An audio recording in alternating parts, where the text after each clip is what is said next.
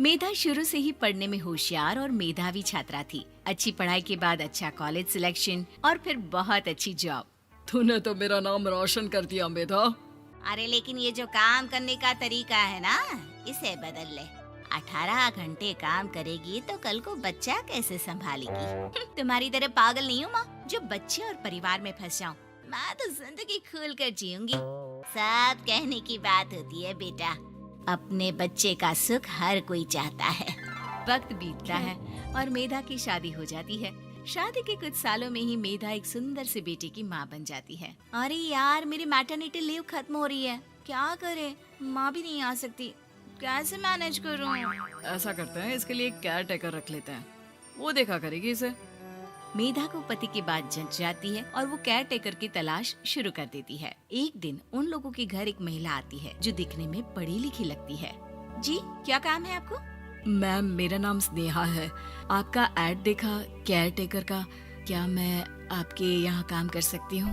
हाँ, क्यों नहीं, लेकिन आप तो अच्छे घर की लगती हैं, फिर नौकरी क्यों?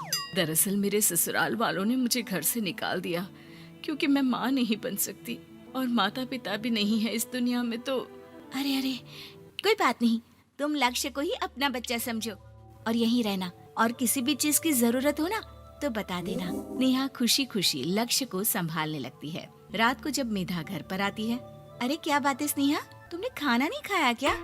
अरे दीदी, आपका बेटा टाइम दे तब ना। अरे तो जब वो सोता है तब खा लिया करो। तब तो मैं इसके पास ही बैठी रहती हूँ। कोई मच्छर या कीड़ा काट ले लक्ष्य को तो अब आप पकड़ो, मैं खाना खा लेती हूँ। स्नेहा वहाँ से चली जाती है। बहुत ही अच्छे से ख्याल रख रही है ये लक्ष्य का। मेधा, इतना तो शायद तुम भी ध्यान नहीं देती। मेधा को पति की बात बुरी तो लगती है, लेकिन कुछ नहीं कहती। धीरे धीरे स्नेहा मेधा और उसके पति के साथ बाहर भी जाने लगी। सुनो, स्नेहा को भी बाजार ले चलते हैं, वो क्या है ना, लक्ष्य को देख लेगी जब तक मैं शॉपिंग कर लूंगी। हाँ चलो, वैसे मैं चाह रहा था कि लक्ष्य को लेकर हम दोनों ही चलते। क्या यार, तुम तो फ्री में इमोशनल हो जाते हो, कितना देख लेंगे हम दोनों मिलकर, ले चलो उसे। कार से निकलकर मेधा और लक्ष्य रोड क्रॉस कर रहे थे कि सामने से कार आ जाती है। मेधा का ध्यान नहीं होता, लेकिन स्नेहा तुरंत लक्ष्य को मेधा से छीन लेती है। मेधा गिर जाती है और कार मेधा को छूकर निकलती है, जिससे मेधा को खून आ जाता है। पति मेधा को हाथ देकर उठाता है। स्नेहा लक्ष्य को लेकर गले लगाई रहती है। थैंक्स स्नेहा, मैंने तो ध्यान ही नहीं दिया था कि कार आ रही है। स्नेहा का गुस्सा मालकिन पर टूट पड़ता है। अरे कैसी माँ है आप, अगर आज कुछ लक्ष्य को हो जाता तो मैं आपको कभी माफ नहीं करती। छोटा सा बच्चा है, उसे चोट लगती है तो पता है कितनी तकलीफ होती है। पति भी स्नेहा को देखने लगता है कि उसे क्या हो गया। मेधा को स्नेहा पर काफी गुस्सा आ जाता है। घर आकर कहती है, देखो स्नेहा, माना तुम लक्ष्य को बहुत प्यार करती हो, लेकिन वो मेरा बेटा है, मैं कभी जानबूझकर उसके साथ बुरा नहीं कर सकती, समझी? मुझे माफ कर दीजिए, मैं लक्ष्य को लेकर कुछ ज्यादा ही सेंसिटिव हो चुकी हूँ। मैं ध्यान रखूंगी कि आगे से ऐसा ना हो। मेधा का मन स्नेहा से अब हटने लगा था।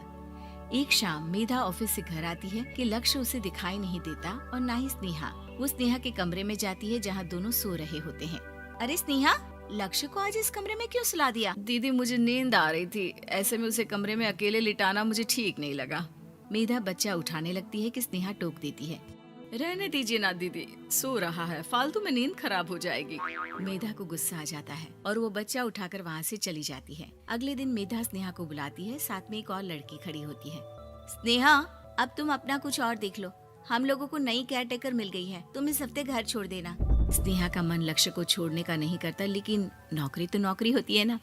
स्नेहा घर से चली जाती है। धीरे धीरे महीने और साल बीतते जाते हैं और लक्ष्य एक नौजवान लड़का हो जाता है। लक्ष्य, आज मुझे मंदिर जाना है, ले चलोगे? ठीक है माँ, एक काम करके अभी वापस आता हूँ, तब तक आप और पापा दोनों तैयार हो जाइए। दोनों तैयार होकर बैठ जाते हैं, लेकिन लक्ष्य काफी देर तक नहीं आता। अरे मेधा, फोन तो करो लक्ष्य को, देखो क्या हो गया उसे।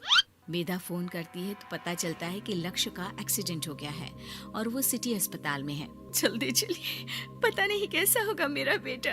अरे चिंता ना करो, सब ठीक होगा, मैं अभी कार निकालता हूँ। दोनों मियाँ बीवी अस्पताल पहुँचते हैं, जहाँ वो लोग देखते हैं कि लक्ष्य बिस्तर पर पड़ा होता है।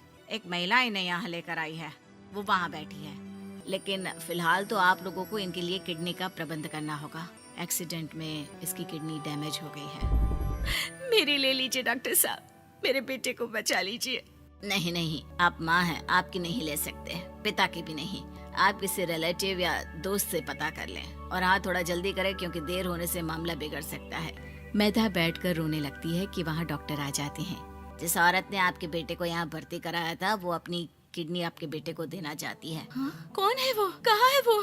तभी वहाँ स्नेहा आ जाती है। स्नेहा तुम? मैं लक्ष्य को पहचान नहीं पाई थी, लेकिन आप लोगों को देखकर समझ गई कि ये लक्ष्य है, इसलिए वापस आ गई। मैं अपनी किडनी आपके बेटे को देना चाहती हूँ। मेरी अपनी तो कोई औलाद नहीं, लेकिन लक्ष्य में मैंने हमेशा अपना बच्चा देखा। तुम धन्य हो स्नेहा, जो इतने साल में भी लक्ष्य को भूल नहीं पाई। सही मामले में तो वो तुम्हारा ही बच्चा होगा, क्योंकि जन्म भले ही मैंने दिया हो, लेकिन आज तुम उसकी जिंदगी बचा रही हो।